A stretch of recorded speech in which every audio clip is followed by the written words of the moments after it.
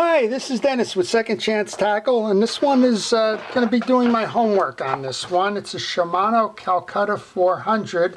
I've had a request come in, and that's my homework, I guess. It goes on my to-do list when I see a reel that somebody has that they would like to see serviced come into my shop. So it happens that this one came in, and the problem with this one, it doesn't have an anti-reverse. So we're going to take it apart. I'll show you how the reel comes together, what the manufacturer of it is, the components behind it. We'll see if we can fix that anti-reverse, and we'll show you how to tune it up and service it even if your anti-reverse is working. So we're going to start by taking off the handle side, and we do that. There's a little set screw on the nut cap. That's a Phillips head screw. Go ahead and remove that, and underneath that should be a 10mm nut, I'm thinking. Looks that way. Yep, it's a 10mm. So we're going to use our wrench to get that off. And you'll notice two things as I'm doing this. The first is that I wear a protective glove to keep most of the contaminants off my non-working hand. And I also use a parts tray where I put all of my small pieces and parts so that I can find them when it's time to reassemble the reel. All right, I'm going to take the drag adjuster off. And I'm noticing as I'm taking these off, the positioning of the pieces and parts and how they stack up. So there's 3 tension washers that go behind that drag. And then there's a collar for the burring, the anti-reverse burring assembly, as well as the one that puts the pressure on the drag washers. So with the face removed, then I'm going to take the 2 screws out that hold the gear side plate in place. And these are, I call these thumb screws. They're usually about 1/4 of a turn tight. And the rest of the way you can take it out with your thumb and index finger. So that's what I prefer to do. We'll take that off and we'll see what we have underneath then. So the Calcutta is a nice reel. It's got a full metal body to it. It's got a metal spool. On that spool we have a bushing on this side. And we have all the drag brakes and the assembly on the back side. That's the click mechanism and the drive for the level wind feature. On the back side of the reel here, there are 2 small screws that we'll remove for the side plate. We can probably work on the back side plate as we start, just to make sure everything is in place and functioning. Now, these screws are dual threaded. They can be taken out with a Phillips head or with a flat blade. The one that I had on that side was a little tight, so I went over to the Phillips head. The 2 sides of this one control the click mechanism. They're very small screws, so again that parts tray is going to help you as you do this. One of these screws just attaches to the side plate. The other one kind of acts as the guide for the level wind as well. So make sure you get both of those loose. And then when you do, you should be able to just push that side plate off.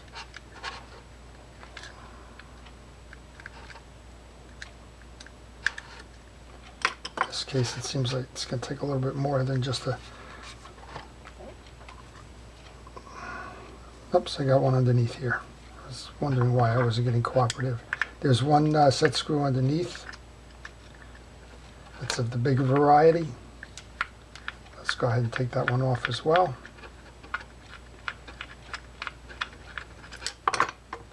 That's a lesson in don't force anything, because if you do, you'll like to break something.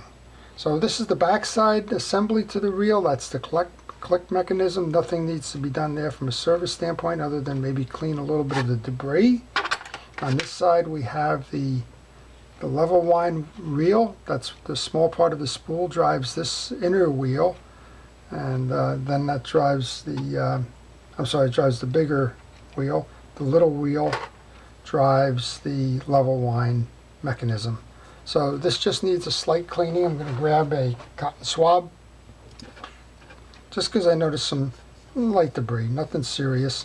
But you want to check this when you're servicing your reel because it's easy for sand and other stuff particulate to accumulate in there. This side is fine. It has a little bit of grease on the inside track. That's not going to affect anybody. But if we grab that, that'll make it easier for us. And then what we'll do is we're going to take the blue grease, and I use a Penn Universal Real Grease. Any manufacturer's real grease will do. I know some people will say, geez, you're using Penn grease on a Shimano. The idea is the manufacturer's grease works on all reels. Just make sure that whatever grease you use it for fishing reels. Don't use something else. And then I'm going to use a reel oil on that bearing. I'm going to flood that bearing. And then we can go ahead and reinstall this case. So this is the bottom screw that we were taking on the adjuster. We can put a couple of drops of oil onto the click mechanism just to keep that functioning right. The click mechanism has a click tongue, 2 springs that kind of counterbalance it, and that clicks off the back of the spool here, the bigger set of teeth there. Okay, so we're just going to go mate this up.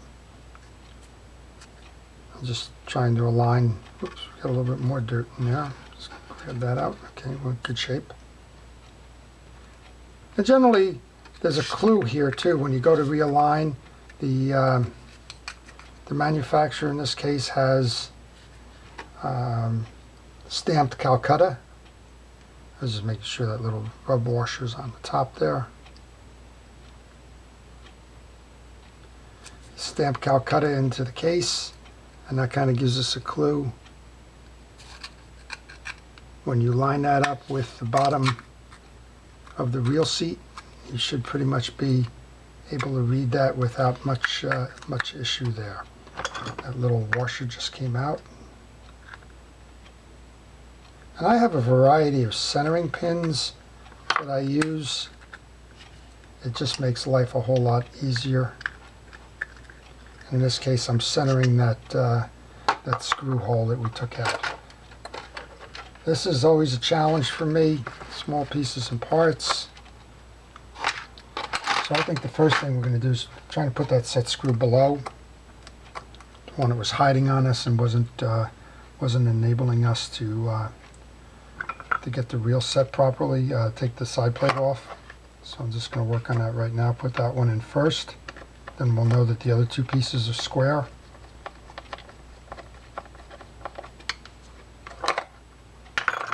And we're not there yet, so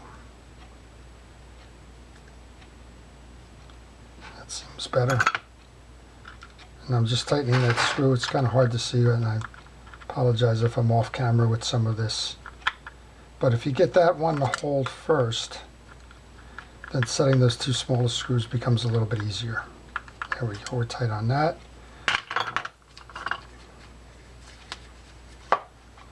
Now, one of my screws stayed in here, so that's a blessing to me because I'm not good at small screws. The other one did not, and that's the one that belongs here that I was using the centering pin on to line that little washer up. So let's go find that. Now, me and small screws don't get together, but one of the things I've learned is if you use just a little dab of grease, kind of fill in the blanks, if you will, generally that grease can act as a hold as you go to put these things in. And I got lucky there. There you go. So a little tip, put a little bit of grease on your screwdriver, and then it'll hold. And before I do anything, I'm just going to make sure that this wheel is turning properly. And you can see, although it's a little difficult, here's that little washer that I had to center up to get that screw in. So the back end of the surface on this one then is complete. There's a little bit of grease underneath here on the level line, so I'm going to go ahead and just use the cotton swab to get that off. There's also a piece of tape on here for some reason. That certainly isn't affecting the anti-reverse operation, but there's something going on there, so let's just get that tape off while we're at it. The fellow that I think I'm doing this for, I think he used to mark his pound test and put it on here. Okay, so that's done. We're going to just grab the spool then and put that back on. When you do this, make sure that the line doesn't trap itself. Make sure your spool turns easily when you go to reinstall. Sometimes that line gets caught on either side of the frame, and if that's the case, that makes life a little bit difficult. Let's go over here and find out what's going on with the anti-reverse then. So there's two screws essentially that are holding this plate on. Let's take those off.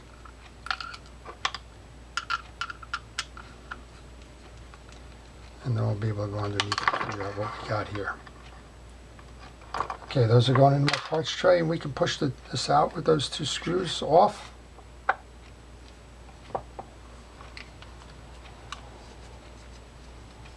I'm going to pull the ferrule. I think it's quite possible that this anti-reverse isn't working because it's just full of junk here. So I'm going to clean that out.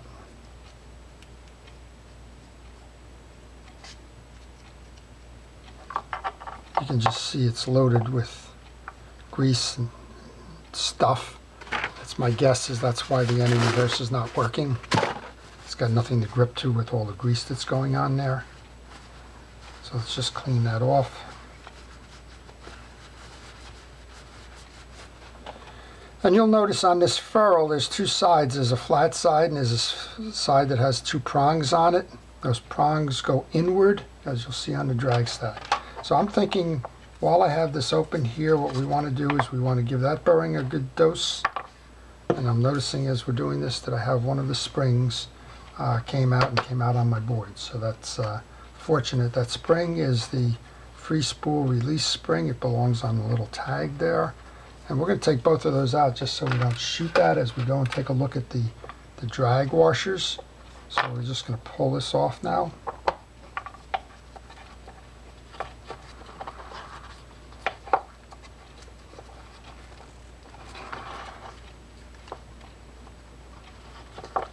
Sometimes those drag washers provide resistance on the way up, so take them off one by one if you find that you're having issues. And yeah, we got a totally loaded grease ball here, and I'm guessing that that's probably what's caused the anti-reverse issues, but we'll never know until we take it all apart. Just trying to get this other one out. This is the one that seems to be causing the resistance. And if you use a flat blade like I just used there, you should be able to get that out without driving yourself crazy. This is a case where my hands are just simply too big to work efficiently. I think we've all been there. Just keep pulling the drag stack out one by one then. So patience is a key. Sense of humor is a key as well, but patience is a key when doing this work, because if you're not patient and you want to go force something, generally you're going to get into trouble and pay the price, whether the price is the cost of replacement drag washers or whatever it may be. There we go, we got the last one of that out.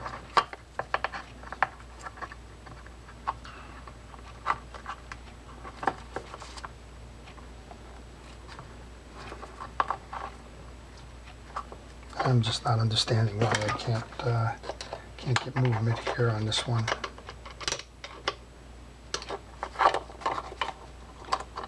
Just prying gently, there we go. Just prying it, there's probably a little bit of a force to it. Here's your back washer. So my guess is going to be on this one that the issues really are that we're just overloaded with grease. So I did a video a while ago on how much grease is too much grease. Well, I think in this case, this is too much grease. I think they figured the more the better. That's not always the case. And in this particular reel, I think what's happened is everything just became too slippery. Okay, so I've just cleaned the gear post off. I'm going to go ahead and put the click ratchet back on. You got a pile of grease on the back of the main gear. While I'm cleaning the main gear, I'm checking all the teeth to make sure that they're not damaged or bent or anything. You can see the pile of grease and junk inside. Now these washers are essentially Teflon washers, hard washers. Part washers don't need lubrication. They are essentially petroleum products. So that may be why they got in the trouble that they got there. The smaller washer, the ring washer, goes underneath. And again, if you have, maybe you got distracted here, go to a schematic of the reel and it'll show you how the pieces and parts come together. Those schematics are available out on the internet. I found this one on Mike's Reel Repair up in Canada. He has a website that has a lot of schematic diagrams on it. And if you're stuck, I would recommend go there. And the beauty of that is if you need the pieces and parts, well, Mike has the parts too. So, all right, well, now we got an oily mess here, so we'll just do the same thing. We're just going to clean these off.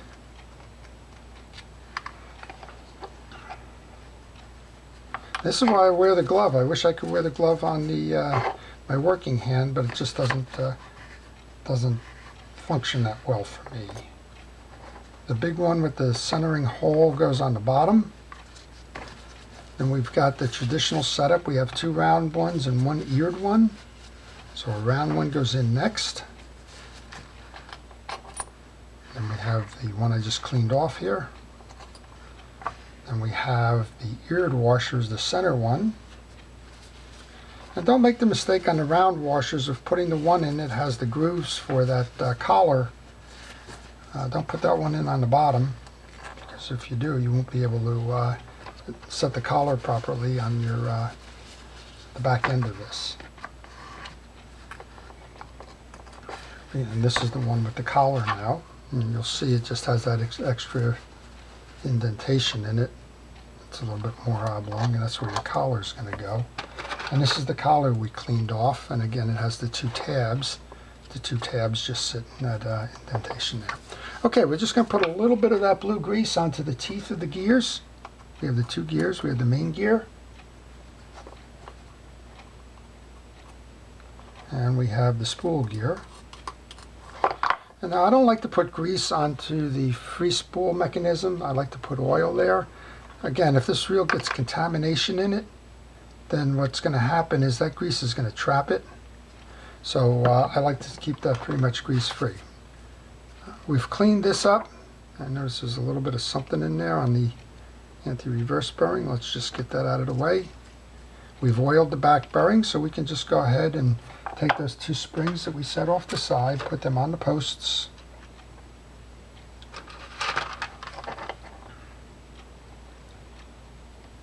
And then we can go ahead and reset the faceplate.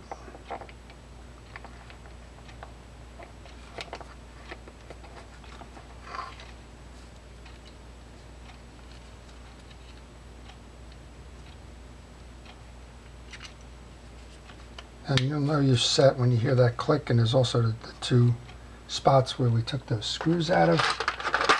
Again, that parts tray makes that pretty easy to go locate it. So let's grab the one. So the Calcutta is a relatively pricey reel. I think you saw from the componentry in it, it's deserving of that price. The performance is very nice. I happen to like the reel. The request came in about 2 months ago, so if you're out there viewing it and you're wondering, geez, why didn't I ever get to it? Then you'll find out that the cause of it was I didn't have one in my shop, but I have one now. All right, let's go load this up then. These are the ones with the 2 thumb screws. Just testing to make sure that the free spool goes back in place before I tighten the case.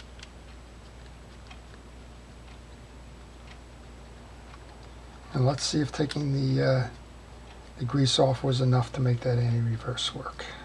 All right, so we had the 3 tension washers came on next. Then our drag adjuster knob came on.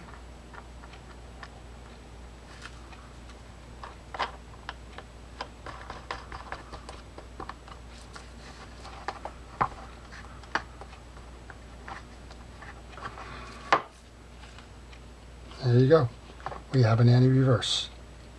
So it was as simple as that. It was grease overload in this case, and I'm kind of happy for that. We don't have to go out and buy an anti-reverse bearing. One of the things I was noticing as I was taking the grease off that reverse bearing was making sure that all of the bearings were inside that jacket. If there was missing one, it's not going to give you the proper attention to do that. Okay, so now the last part then is the handle nut. You got to be careful with these. I make sure that I use my fingers to get these set rather than just kind of putting it on and wrenching it. You wrench this thing and find out that you're cross-stripped on it, and it's going to be time to replace that whole post. All right, so we'll just line this up. Grab the nut cap, grab the set screw, and I think I'll have a happy customer here who now has an anti-reverse for his Shimano Calcutta, and he can get ready to take it fishing for the big ones. All right, there we go. So, all right, so a couple of things that I'm just noticing now as I'm doing this, other than the fact that I have an anti-reverse, is I got a little bit of noise coming from my handle, so a little bit of grease for that squeaky wheel. The other thing is we didn't we didn't pay any attention to the pawl, so I'm going to run the pawl over here. I'm going to grab a flat-bladed screwdriver, take that pawl cover off, put a shot of oil in there. Now there's actually a little hole in the bottom of the cover. You don't have to take the cover off. I'll do it just for the sake of doing it. It's got some oil that worked in there already from doing the other one. And be careful when you put this cover back on. It's got teeth. It kind of looks like a castle on a chessboard. Don't over tighten it. You'll break those teeth, and then you're going to need the pole cap. I don't think I have this lined up properly. We'll see. Nope. This is a case for big hands again. Just be careful. You just want to snug it. You don't want to over tighten it. There you go. And there we are. So that's the Shimano Calcutta 400. We got it working properly. We've taken an awful lot of grease, as we discussed, off of this one. Showed you the right way to do this thing from a servicing standpoint and how to get this one back out in fishing. So I hope you've enjoyed that. This is Dennis with Second Chance Tackle. If you liked it, please indicate that. If you want to see more, please subscribe. And tell your friends I'm looking for subscribers. Thank you very much. This is Dennis. Good fishing.